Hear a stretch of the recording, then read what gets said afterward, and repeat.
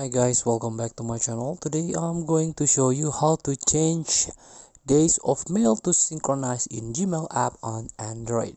So this full tutorial, let's open the Gmail and go to this toolbar at your Gmail.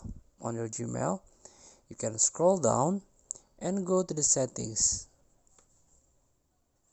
and you can manage your Google account here. You can scroll down and try to search the data usage option here, and as you can see, this is days of mail to synchronize. You can tap, so you can choose the days here when the days of mail to synchronize. So for example, 45 days